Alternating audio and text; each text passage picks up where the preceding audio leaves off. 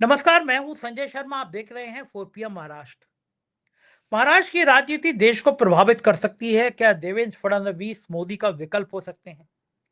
क्या Amit Shah deputy prime minister बन सकते हैं?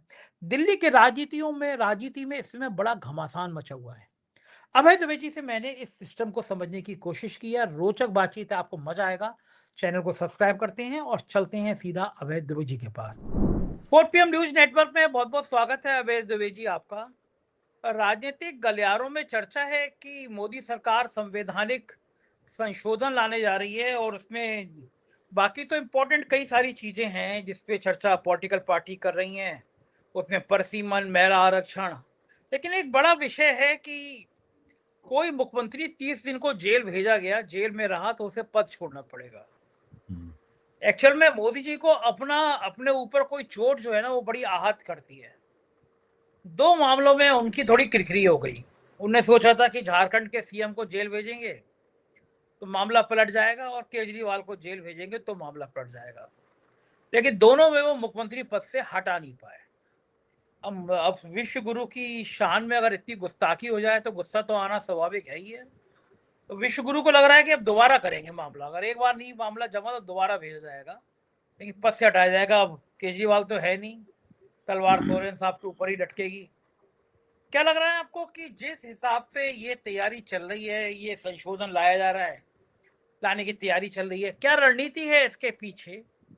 और क्या ये संशोधन बिल पास हो जाएगा? पिछली बार किरकिरी हो गई थी, नहीं पास हो पाया था, तमाम बिल अटक गए थे। क्या इस बार पास हो जाएगा? और एक बड़ी चर्चा इस बात की भी है कि क्या पार्लियामेंट की सीटें बढ़ाने वाला जो बिल था, जो पिछली बार गिर गया था, इतनी भयंकर तोड़फोड़ करी है मेंबर ऑफ पार्लियामेंट की, क्या ये बिल पास हो जाएगा? आपको क्या लगता है? देखिए, संविधान में अगर कोई संशोधन करना चाहते हैं तो उसके लिए 2/3 बहुमत की आवश्यकता होती है।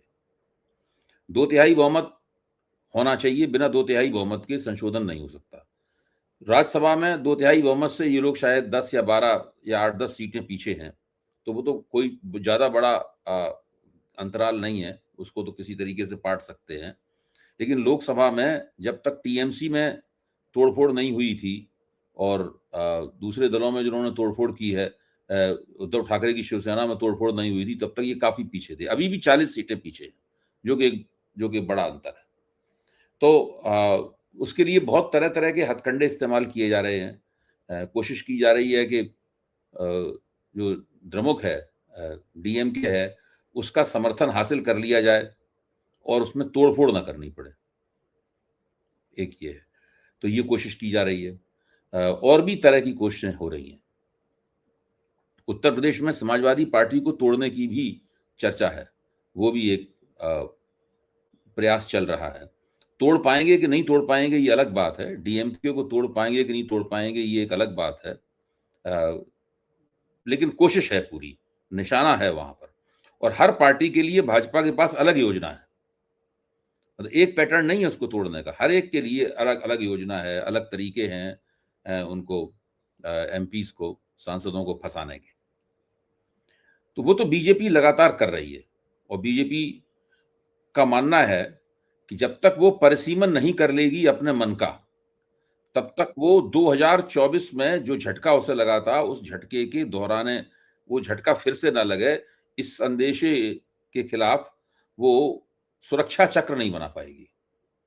तो एसआईआर और परिसीमन, एसआईआर धन परिसीमन बराबर सुरक्षा चक्र, बहुमत घटने के खिलाफ एक सुरक्षा चक्र, ये भारतीय जनता पार्टी का पूरी योजना है। इस योजना के तहत वो काम कर रही है। जहां तक सवाल उठता है कि 30 दिन जेल में रहेंगे तो मुख्यमंत्री या प्रधानमंत्री की गद्दी चली जाएगी, इसके पीछे भी एक दूरगामी योजना है। भाजपा और संघ ने ये मान लिया है कि अब वो सत्ता से बाहर नहीं होंगे। ये उन्होंने अपने आप को विश्वास दिला दिया है, क्योंकि 2024 में भी वो देखिए चुनाव हारते-हारते बच गए और अब सरकार इस तरह चला रहे हैं जैसे उन्हें अल्पमत नहीं बल्कि पूर्ण स्पष्ट बहुमत मिला हो। सरकार तो इसी तरह चल रही है जैसे स्पष्ट बहुमत की सरकार हो। कोई कह सकता है ये गठजोड़ सरकार है। ये गठजोड़ सरकार से भी ज्यादा स्पष्ट बहुमत की सरकार है। तो इन सब लोगों को यकीन हो गया है कि विपक्ष अब हमें सत्ता से नहीं हटा सकता। इसलिए इस तरह के कानून बनाओ, इस तरह के बंदोबस्त करो, इस तरह की व्यवस्थाएं करो कि विपक्ष केवल नाम मात्र के लिए ही रह जाए, और उसको जब ये चाहें तब कभी धोखे धड़ाके से मान लीजिए किसी वजह से उनकी अपनी गलतियों से सत्ता में आ भी जाए तो उसको सत्ता से हटाया जा सके। इसके लिए सारे, चूंकि ये लगातार सत्ता में रहेंगे तो ईडी इनके पास रहेगी, इनकम टैक्स इनके पास रहेगा, सीबीआई इनके पास रहेगी, और जितनी भी जांच एजेंसियां हैं सारी की सारी इनके पास रहेंगी। केंद्र की सत्ता में रहेंगे तो राज्य की सत्ता, केंद्र की सत्ता को चुनौती नहीं दे सकती है। बहुत तरीके हैं राज्य को निचोड़ने के, उसकी बाह मरोड़ने के बहुत सारे तरीके होते हैं। इसलिए ये कानून ला रहे हैं। ये अलग बात है कि दुर्भाग्य से मान लो केंद्र की सत्ता से हट जाए तो ये कानून फिर इन्हीं के खिलाफ इस्तेमाल होगा, वो एक अलग बात है। लेकिन अभी ये मान के चलते हैं कि हमारे खिलाफ कोई कानून नहीं इस्तेमाल हो सकता, क्योंकि हम लगातार सत्ता में रहेंगे और हम दूसरों के खिलाफ इन कानूनों को इस्तेमाल करेंगे। सारी एजेंसियां हमारे पास होंगी। हमारे जिस मुख्यमंत्री को हम पसंद करेंगे वो कैसे 30 दिन जेल में रहेगा? उसको तो कोई जेल में डाल नहीं सकता। उसकी तो अगर पकड़ भी गया तो हम दूसरे दिन जमानत करवा देंगे, क्योंकि जेल में डालने की संस्थाएं इनकी, जमानत होगी कि नहीं होगी इसके लिए न्यायपालिका है वो भी इनकी, चुनाव आयोग भी इनका। तो अब बचाइए, बचा क्या? नौकरशाही पहले से ही इनकी होती है। तो ऐसा करके ये लोग एक ऐसी सरकार बना ली है, इन्होंने इस तरह का पूरा बंदोबस्त बना लिया है जहां पे इनको लगता है कि अब कोई कुछ नहीं कर सकता, हम मुतवातिर सत्ता में रहेंगे। अब कोई दुर्घटना हो जाए बड़ी, कुछ और हो जाए, क्या पता, मतलब ये तो समय की गति तो ऐसी होती है, इसके बारे में कोई भविष्यवाणी नहीं की जा सकती। आप अच्छे अच्छे इंतजाम करके रखते हैं, एक पल में सारे इंतजाम आपके धराशायी हो जाते हैं, तो वो तो कुछ हो सकता है। लेकिन जहां तक मानवीय क्षमता है प्रबंधन की और बंदोबस्त की, वो सारा का सारा इन लोगों ने कर लिया है। इसीलिए चाहते हैं कि ये कानून भी पास करा दिया जाए, ताकि जैसे ही कोई विपक्ष का आदमी सत्ता में आएगा, बढ़ता हुआ दिखेगा, उसको किसी न किसी बहाने, जैसे अरविंद केजरीवाल को डाला था, वो सारे के सारे अदालत में वो भी नहीं तय हो पाया, उसके ऊपर आरोप भी नहीं तय हो पाए। जिन आरोपों में अरविंद केजरीवाल और मनीष सिसोदिया को इतने दिनों तक जेल में डाला उन्होंने, और संजय सिंह को, उनके खिलाफ आरोप भी नहीं तय हो पाए, वो केस वहीं ध्वस्त हो गया। तो ऐसे ही किसी आरोप में 30 दिन जेल में डाल देंगे, सत्ता खत्म, पार्टी टूट जाएगी। ये चाहते हैं ये। लेकिन ये सब करने के लिए भी 2/3 बहुमत चाहिए। ये सब करने के लिए भी 2/3 बहुमत चाहिए। तो अब 2/3 बहुमत की जुगाड़ में सारी शक्ति लगी हुई है पूरी की पूरी। अच्छा अभय जी, जिस हिसाब से अल्पमत सरकार को बहुमत की तरह चला रहे हैं, जिस तरह संवैधानिक संस्थाओं को जेल में डाल दिया है, वो दिमाग किसका होगा? वो मोदी का होगा, शाह का होगा, आरएसएस का होगा, नौकरशाहों का होगा? किसका दिमाग होगा कि इस तरह? सबका मिला जुला दिमाग है। देखिए, जब पहली बार इनको स्पष्ट बहुमत प्राप्त हुआ 2014 में, तो आप देखिए शुरू के जो 1-2 साल थे उसमें इन लोगों के सामने ये तय नहीं था कि ये किस तरह से आगे बढ़ेंगे। इसलिए हर चीज को प्रयोग करके देख रहे थे। जैसे भूमि अधिग्रहण बिल लाए, मोदी जी ने आते ही भूमि अधिग्रहण बिल लाए कुछ ही दिनों बाद। चूंकि नंबर्स नहीं थे, संख्याएं नहीं थी, इसलिए वो बिल जो है ना, वो अध्यादेश के स्तर पर ही खत्म हो गया। हर चीज का इन्होंने प्रयोग किया। पाकिस्तान के साथ भी प्रयोग किए इन्होंने चीन के साथ भी प्रयोग किए। उस वक्त इनको लग रहा था कि अटल बिहारी वाजपेयी की शैली में अगर पाकिस्तान के नेताओं की हमदर्दी जीत लें तो फिर एक तरह का मोदी जी एक नया ब्रेक थ्रू बड़ा कर देंगे हिंदुस्तान और पाकिस्तान की दोस्ती का। उसके लिए अपने आप चले गए वहां पर और शादी का तोहफा लेके चले गए। मतलब वो जो हुआ वो उसमें जन्मदिन का तोहफा लेके चले गए, मुझे ध्यान भी नहीं जन्मदिन था कि शादी थी। हाँ, तो मैं ये कह रहा हूं कि शुरू में 2-3 साल इस तरह के तमाम ये प्रयोग कर रहे थे। फिर धीरे धीरे इनको लगा कि इन प्रयोगों को करने से कोई फायदा नहीं है, और तब तक मीडिया भी इतनी इस तरह से इनका दास नहीं हुआ था। शुरुआत के दिनों में मीडिया की हमदर्दी इनके साथ थी, लेकिन मीडिया इस तरीके से इनका गुलाम नहीं था जैसे आज गुलाम बना हुआ है। फिर बाद में उन्होंने मीडिया को भी अपना गुलाम बनाया। फिर एक एक संस्था को धीरे धीरे अपनी तरफ खींचते चले गए। शुरू का चुनाव आयोग भी उनका इस तरीके से गुलाम नहीं था। आप शुरू के चुनाव आयोग में देखिए बीजेपी के लोगों को भी फटकार लगती थी उसकी, उनको भी हाजिर होना पड़ता था। अब ये सब खत्म हो गया उन्होंने। बीजेपी चुनाव आयोग के लिए अनटचेबल है, बिल्कुल एकदम। चुनाव आयोग छू भी नहीं सकता बीजेपी। तो ये इसके बाद मैं ही समझता हूं कि 2014 में जीते, उसके बाद में 19 का चुनाव आते आते, जब 19 का चुनाव उन्होंने जीत लिया और पहले से भी ज्यादा इनकी संख्या आ गई, उसके बाद से इन्होंने सोचा कि अपने सारे विचारधारात्मक मुद्दे भी लागू करेंगे। तब 370 और 35A का उन्होंने किया, और फिर एक एक करके वो सारा काम अपना करते चले गए। अब ये इनको एक बीच में झटका लग गया 2024 का। ये तो 350 से 400 के मूड में थे, वो जो झटका लगा, अब वो वैसा झटका ना लगे उसका पूरा इंतजाम कर रहे हैं। अच्छा अभय जी, अभी बीच में अब एक बड़ी तेजी से ये पॉलिटिकल गलियारों में चर्चा चली, सही है या गलत है मैं इस पे बिल्कुल नहीं जा रहा, ये केवल चर्चा है, मैं फिर कह दूं चर्चा है। चर्चा ये है कि मंत्रिमंडल का फेरबदल होगा तो अमित शाह को डिप्टी पीएम बनाया जाएगा, आडवाणी की तरह एक ताकतवर शक्ति केंद्र बनाया जाएगा। अगर ऐसा होता है तो मैं फिर कह रहा हूं, अगर ऐसा होता है तो ये संदेश दिया जाएगा, चाहे योगी हो, चाहे फडणवीस हो, या कोई और सीएम हो, कोई नहीं है लाइन में, अमित शाह ही है लाइन में। और क्या वाकई में सरकार देखिए, अमित शाह अगर चला रहे अगर हैं, मोदी नरेंद्र जी मोदी, विदेश में हैं? मेरी अगर नरेंद्र मोदी की कॉल होगी ना, नरेंद्र मोदी तय करेंगे कि उनका कोई उप प्रधानमंत्री होगा या नहीं होगा। अगर नरेंद्र मोदी इस बात पे तैयार हो जाते हैं कि अमित शाह को उप प्रधानमंत्री बनाया जाए, तो उसके साथ में स्वाभाविक रूप से ये संदेश जाएगा कि नरेंद्र मोदी के स्वाभाविक उत्तराधिकारी अमित शाह हैं। अच्छा, अब उसमें सवाल दो है। 2029 का चुनाव किसके नेतृत्व में लड़ा जाएगा? नरेंद्र मोदी के नेतृत्व में लड़ा जाएगा, या नरेंद्र मोदी उससे पहले सत्ता से हट जाएंगे और जो नया प्रधानमंत्री होगा उसके नेतृत्व में लड़ा जाएगा? ये एक बहुत जिसे कहते हैं ना, मतलब एक महत्वपूर्ण प्रश्न है। इस प्रश्न का उत्तर किसी के पास नहीं है। अगर नरेंद्र मोदी के नेतृत्व में लड़ा जाएगा तो नरेंद्र मोदी फिर से, अगर जीत गए, नरेंद्र मोदी फिर से प्रधानमंत्री बनेंगे। तब फिर नरेंद्र मोदी बीच में, क्योंकि ये एक बहुत बड़ा खतरा है। अगर नरेंद्र मोदी को नेता पद से हटाया गया, खुद हट गए या हटाया गया, उनकी जगह किसी को भी बनाया गया, चाहे अमित शाह को बनाया गया, योगी आदित्यनाथ को बनाया गया, या किसी और को बनाया गया, तो वो उसके नेतृत्व में क्या आप चुनाव जीत पाएंगे? ये एक बहुत बड़ा खतरा है। ये खतरा हाँ, मुझे नहीं लगता कि राष्ट्रीय स्वयंसेवक संघ उठाने के लिए तैयार है। इसलिए कौन उप प्रधानमंत्री बनता है, कौन नहीं बनता है, उसके उप प्रधानमंत्री बनने से योगी आदित्यनाथ की दावेदारियां खत्म हो जाएंगी या बनी रहेंगी, ये सारे के सारे सवाल हैं। देखिए, योगी आदित्यनाथ के नेतृत्व में उत्तर प्रदेश का चुनाव लड़ा जाएगा, मतलब वो मुख्यमंत्री की गद्दी पे होंगे, चुनाव लड़ा जाएगा। अगर भाजपा ने बहुत अच्छे संख्याएं प्राप्त कर ली तो ये योगी आदित्यनाथ को उसका श्रेय लेने से कैसे रोक पाएंगे? आप सोचिए, आज जो यूपी में संख्याएं हैं भाजपा के पास, जो 2022 में प्राप्त हुई थी, उतने विधायक अगर हैं उनके पास, और वो या उससे अच्छे विधायक प्राप्त हो गए उनको उत्तर प्रदेश में, तो योगी आदित्यनाथ को तीसरी बार मुख्यमंत्री बनने से ये कैसे रोकेंगे?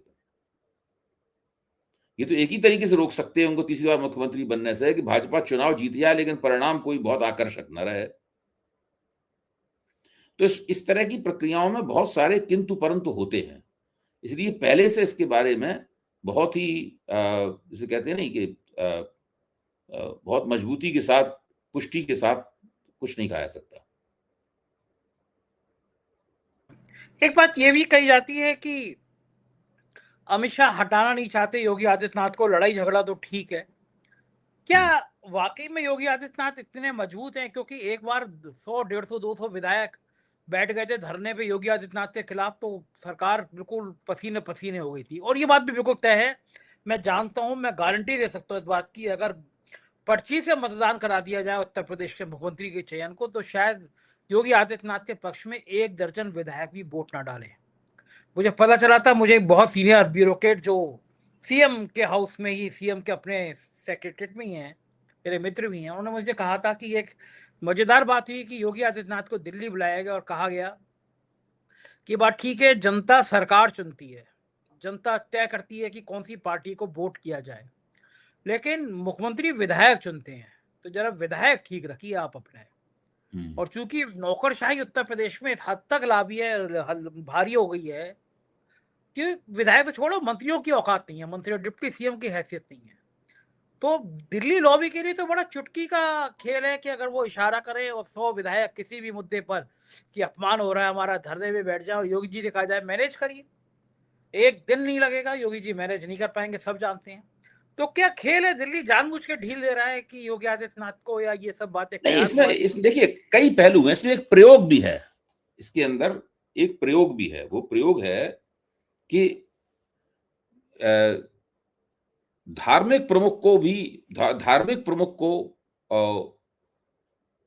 राजनीतिक प्रमुख बनाने का। योगी जी धार्मिक प्रमुख है ना, योगी जी ने मेहनती छोड़ी तो नहीं है, अभी भी गेरुआ वस्त्र पहनते हैं।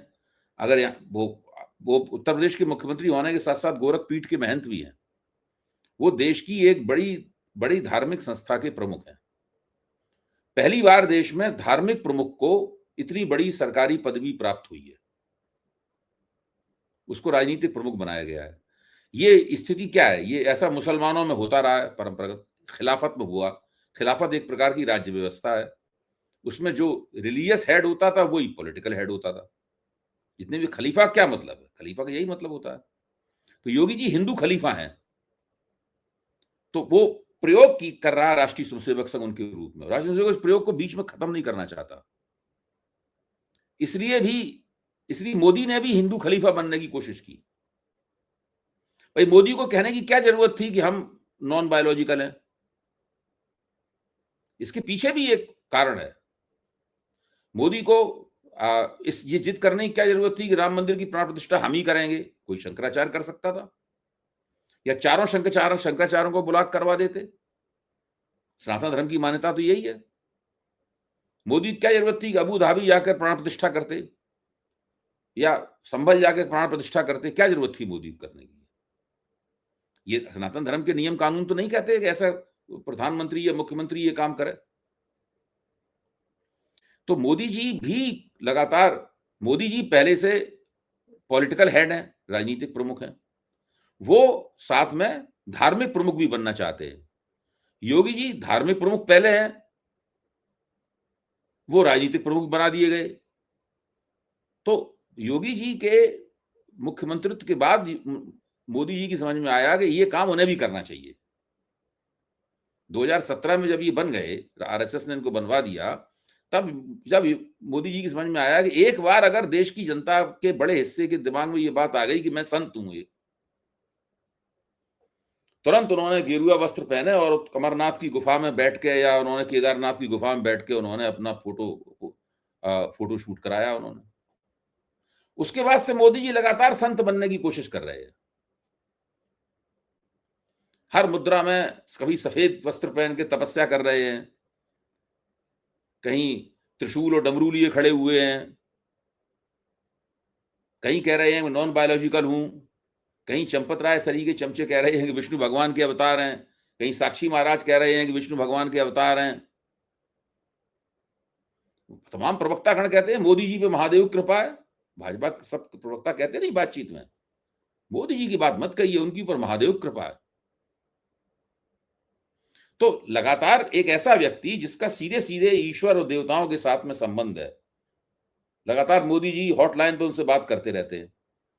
कभी महादेव से बात करते हैं, कभी भगवान विष्णु से बात करते हैं, कभी भगवान कृष्ण से बात करते हैं, रामचंद्र जी से तो बिल्कुल सुबह शाम तक बात होती रहती है।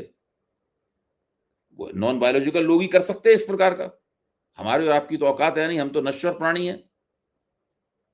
तो एक ऐसा व्यक्ति जो कि नॉन बायोलॉजिकल भी है, देवताओं से और भगवानों, हिंदू धर्म के भगवानों से सीधे सीधे हॉटलाइन पे जुड़ा हुआ है, वो व्यक्ति देश का प्रधानमंत्री भी है। ये तो एक बिल्कुल अनूठी बात है। जैसी देश की धर्मप्राण जनता के दिमाग में ये बात आएगी, आधे वोट तो ऐसे ही मिल जाया करेंगे बिना किसी चक्कर के। इसलिए संघ को कोई खास दिक्कत नहीं हुई मोदी जी को ये कहने से। आपको याद होगा कि जब एक फोटो वायरल हुआ था कि मोदी जी बहुत बड़े हैं, भगवान राम छोटे से हैं, भगवान राम मोदी जी की उंगली पकड़ के चल रहे हैं, और नीचे लिखा था जो राम को लाए हैं हम, है ना। बीजेपी ने ऑफिशियल शायद ट्विटर हैंडल से ट्वीट भी कर दिया था, बड़ा बवाल हो गया था देश भाई। जब 2024 में बहुमत चला गया तो इन्होंने जो अपने आप को नॉन बायोलॉजिकल कहा था, उसकी संघ की तरफ से छीटाकशी की गई। तो जब मोदी जी ये कह रहे थे और कहलवा रहे थे, तब क्यों नहीं उन्होंने छीटाकशी की? इसका सीधा मतलब है संघ बहुत चालाक है। ऐसा नहीं, संघ सोच रहा था देख लें इसका असर क्या होता है। ऐसा तो नहीं वास्तव में पब्लिक इनको मान ले नॉन बायोलॉजिकल, भगवान ही मान ले। हाँ, भगवान ही मान ले।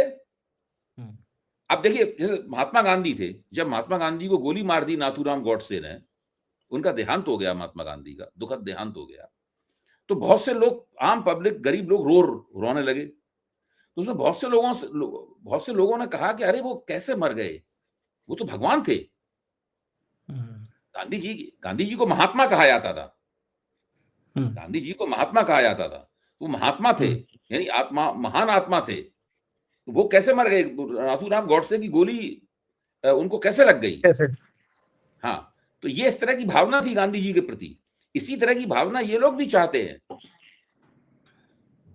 तो ये इनका मानना है कि धर्म पुराण देश में अगर किसी तरीके से ये बात फैल जाए, प्रचार के जरिए या किसी और हथकंडे के जरिए, कि भाई मोदी जी में कुछ दैवी अंश है, काम बन जाएगा। उसके बाद आप कैसे सत्ता में आने से रोकेंगे?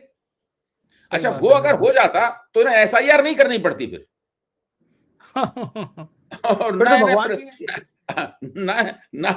ना इन्हें ये करना पड़ता जो अभी संविधान संशोधन के जरिए करना चाहते हैं, परिसीमन भी नहीं करना पड़ता है इन्हें। तब तो फिर वही। अच्छा, ऐसा सुनने में आता है कि अगर ये चुनाव जीत जाते मोदी जी, तो जब वो वहां जाते, रिलायंस ग्रुप में जो उनके बेटे की शादी थी, वहां जाते तो बाकायदा सब ये था कि उनको बैठाया जाता, उनकी फिर धूप बत्ती जलाई जाती, पूजा सब की जाती, भगवान आ गया। अच्छा, ये लोग ये कहते तो हैं कि हर काम प्रभु राम की इच्छा से होता है, भगवान की इच्छा से होता है। तो भगवान राम ने इशारा करके चंदा चोरी खुलवा दिया होगा, इससे डेंट तो पड़ गया ना बीजेपी को बहुत। रोज नए नए स्कैंडल आ रहे हैं, चंदा चोरी ने तो कमाल कर दिया, भगवान राम की चंदा चोरी शायद बीजेपी के इतिहास का सबसे बड़ा कलंक है। इनमें कोई ऐसा आपसी कोई मतभेद हुआ है, ऐसा आपसी कोई लोचा हुआ है जिसकी वजह से ये भंडा फूट गया। वरना जितने भी इन पे आरोप लगे, जमीन घोटाले डाले गए, सारे आरोपों को सफलतापूर्वक ये दबा चुके थे। इसमें कुछ ऐसा मामला हाथ से निकल गया, लेकिन अब सब लोग लगे हुए हैं आरोप दबाने में। इस मामले में सब एक मत हैं। योगी जी इधर उधर की लफाजी कर रहे हैं, उनकी हिम्मत नहीं है। जैसे ही उनके पास वो उनकी बनाई हुई SIT की 22 पेज की रिपोर्ट पहुंची, पल भर में उन्होंने PMO को भेज दी रिपोर्ट, बिना सार्वजनिक किए हुए उसे। सब मिले हुए हैं। सबको डर है कि पता नहीं किसकी मोहन भागवत, घोष बोले, नरेंद्र, सब चुप है, बिल्कुल कोई नहीं बोल रहा। केवल योगी जी भाषणबाजी करते नजर आ रहे हैं कि उन्हें चुनाव लड़ना है। नरेंद्र मोदी को चुनाव नहीं लड़ना, ना घोष बोले को चुनाव लड़ना है, ना भागवत को चुनाव लड़ना है। सही बात है, बिल्कुल ठीक बात है। आखिर में मैं आपको बता दूं, आप सुबह मुझसे पूछ भी रहे थे, आज परम आदरणीय अंजना ओम कश्यप की और खान सर और मेरे मुकदमे की तारीख थी हाई कोर्ट में।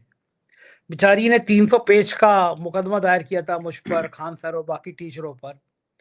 तो पहली बार में जो वकील थे वो हमारे वकील के सामने ठहर नहीं पाए। हमारे वकील हैदर भाई और तला साहब बहुत जबरदस्त रिट उन्होंने तैयार की थी। तो उन्होंने, अंजना ओम जी ने, कश्यप जी ने वकील ही हटा दिया अपना। फिर दूसरी तारीख, तीसरी तारीख लगी, लेकिन मामला पटा नहीं। हमने तो पूरा दस्तावेज तैयार किया, अंजना ओम कश्यप जी के आज तक के थंबनेल निकाले हमने, और तला साहब ने रिपोर्ट बनाई, हैदर भाई ने रिपोर्ट बनाई कि हम अदालत को दिखाएं कि जो थंबनेल हैं ये चाटुकारिता है, ये पत्रकारिता है, या ये सांप्रदायिकता है। आज वकील थी माननीय न्यायमूर्ति जी, उन्होंने कहा कि ये केस, चूंकि अंजना ओम कश्यप जी ने कहा कि भाई इस केस में मेरे बच्चों के नाम सार्वजनिक कर दिए गए, मेरा एड्रेस, तो हमारे वकील ने कहा ये तो गलत है। तो धमकी देने का मामला भी हुआ, तो हम लोगों ने ये कहा कि हमको तो 10 सालों से रोज धमकी दी जाती है। अभी 10 दिन पहले गोरखपुर के आदमी ने जान से मारने की धमकी, सब कुछ थी। तो ये सब आपराधिक श्रेणी में है, ये कोई डिफॉर्मेशन सूट थोड़ी ना है। आप मुकदमा दर्ज करिए जो आपको धमकी दे रहा है, हम लोग तो थोड़ा धमकी दे रहे हैं। न्यायमूर्ति जी ने कहा ये जो मामला है ये आपसी बातचीत से भी सुलह हो सकती है, क्यों मुकदमा कर रहे हैं।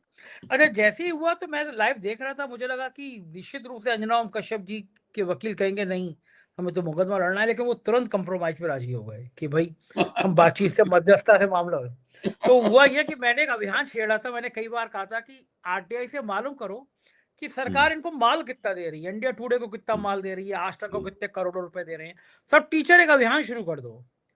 पता चलेगा कि कितने करोड़ रुपए लेके योगी आदित्यनाथ नंबर 1 के मुख्यमंत्री हो जाते हैं। जैसे ही सूचना विभाग करोड़ों रुपए इंडिया टुडे को देता है, दूसरी तरफ से साउथ का कोई मुख्यमंत्री देता है तो वो सर्वश्रेष्ठ हो जाता है। तो एक आरटीआई से मालूम करो कि आज तक को माल कितना मिल रहा है और ये धंधे पे छोड़ती है। तो आज मध्यस्थता की बातचीत हुई, फिर 9 तारीख फिर डेट लगी है मध्यस्थता में, कंप्रोमाइज कर रहे हैं। अंजना ओम कश्यप को या आज तक को ये पंगे लेने क्यों चाहिए थे? 4 पीएम से पंगे क्यों लेने चाहिए था आपके हिसाब से? कुछ लोग मुगालते में भी कब कोई काम कर देते हैं, फिर बाद में मामला फंस जाता है, तो कैसे बैकआउट करें, तो इसलिए थोड़ा बहुत खींचतान होती है। अब देखो, अब तो समझौते के लिए तैयार हो ही गए हैं, अब मुगालता दूर हो गया होगा। अब जिसे कहते हैं नहीं, पतली गली खोजता है फिर आदमी, निकल ले भाई किसी तरीके से। अच्छा, आप तो अभय जी, आपने तो मीडिया को बिल्कुल शुरुआत से लेकर अब तक देखा है। आपके परिवार में पिताजी भी पत्रकार थे, आप खुद इतने श्रेष्ठ पत्रकार, इतने अच्छे लेखक। एज ए ब्रांड, मतलब बिल्कुल न्यूट्रल होकर पूछ रहा हूँ, क्योंकि मेरा संस्थान है तो मैं समझ नहीं पाता। 4 पीएम को इस मुकदमे से फायदा हुआ या नुकसान हुआ आज तक ने जो किया अंजना ओम कश्यप जी ने भाई जो ऐसे किया? फायदा ही होगा आपको, नुकसान कैसे हो सकता है? दिक्कत उठानी पड़ती है, उलझन उठानी पड़ती है, दौड़ धूप करनी पड़ती है, संघर्ष करना पड़ता है, लेकिन कुल मिला के अंत में तो फायदा ही होता है। अंजना ओम कश्यप जी को और आज तक का थैंक यू बोलूंगा। कम से कम 1 लाख सब्सक्राइबर रॉकेट की स्पीड से बढ़ गए मेरे इस मुकदमे में, टीचरों के मुकदमे में। ये बड़े बड़े हाउसेज जो है ना मीडिया संस्थान, इनको लगता है कि विश्व गुरु की चरण वंदना कर लेंगे तो हर किसी को धमका देंगे, लेकिन गजब है। बहुत बहुत शुक्रिया अभय जी, आपने मुझे साथ दिया। Thank you sir. ये थे अभय दुबे जी। पूरी बातचीत आपने सुनी।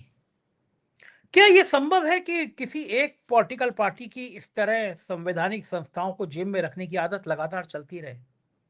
क्या लोकतंत्र इस बात की इजाजत देता है? भारत का लोकतंत्र में कई बार ऐसे मौके आए जब लगा कि अब लोकतंत्र का चीरहरण हो गया, लेकिन हर बार लोकतंत्र नए सिरे से खड़ा हुआ। आप क्या सोचते हैं इस विषय में, इस बातचीत पे? बताइएगा जरूर। मुझे आपकी बातचीत का, आपकी राय का इंतजार रहेगा। Thank you.